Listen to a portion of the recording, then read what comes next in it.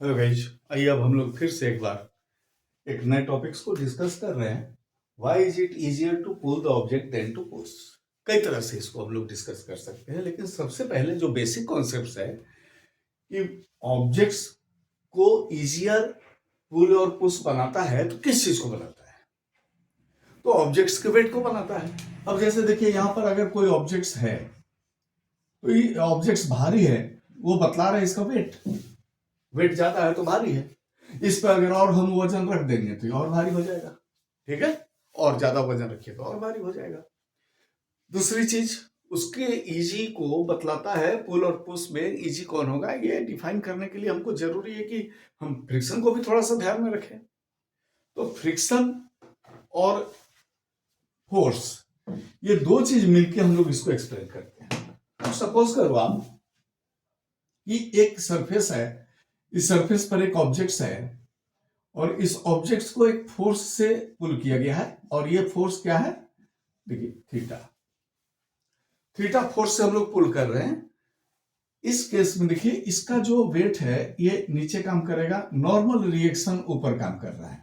Normal reaction ऊपर काम कर रहा है। ये फोर्स दो कंपोनेंट में रिजॉल्व होगा। इस डायरेक्शन में जाएगा एफ कॉस थीटा और इधर को जाएगा एफ साइन थीटा। अब यहां पे पुलिंग के केस में हम लोग बात कर रहे हैं, ध्यान दीजिए कि जो वेट है ये हो जाएगा N plus F sine theta, और एन निकल जाएगा हम लोग का weight plus weight minus N equal to weight minus F sine theta, यानी हम लोग इसको ट्रांसफर कर दिए इस तरफ में।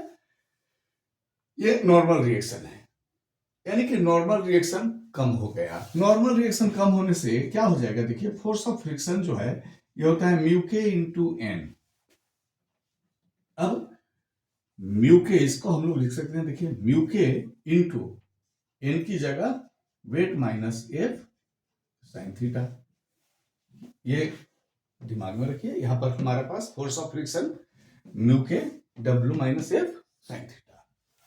अब देखिए इसी ऑब्जेक्ट्स को उसी सरफेस पे हम रखे हैं और इस बार हम इसको पुश कर रहे हैं।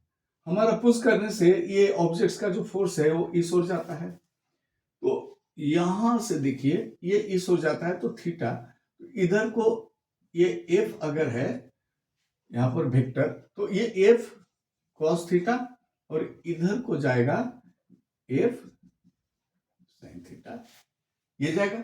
और इसी डायरेक्शन में, अब देखिए इसी डायरेक्शन में वेट काम करेगा डब्ल्यू और ऊपर को काम करेगा नॉर्मल रिएक्शन। तो उसके केस में क्या हो रहा है कि एन जो है ये weight plus F sine theta इसके बराबर हो गया।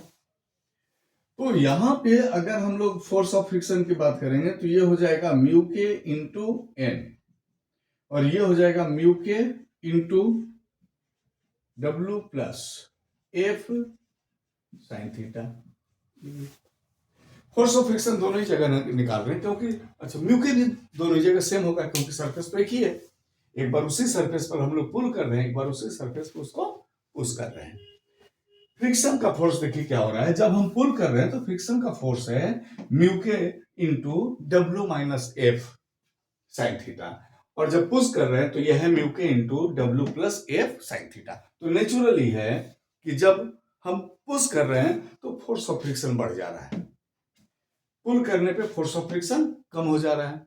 इसका मतलब है कि हमको फ्रिक्शन कम लगेगा तो हमको अपना अप्लाइड फोर्स कम रहेगा, ज्यादा हम वर्क कर पाएंगे। Therefore it is easy to pull the objects than to push. तो अगली बार से कोई ऑब्जेक्ट्स है अगर भारी और आप उसको अगर नहीं धक्का दे पा रहे हैं तो एक बार आप खींच के देखिए, शायद आप उसको खींच लेंगे, क्योंकि खींचना आसान है, धक्का देना मुश्किल है। Thank you.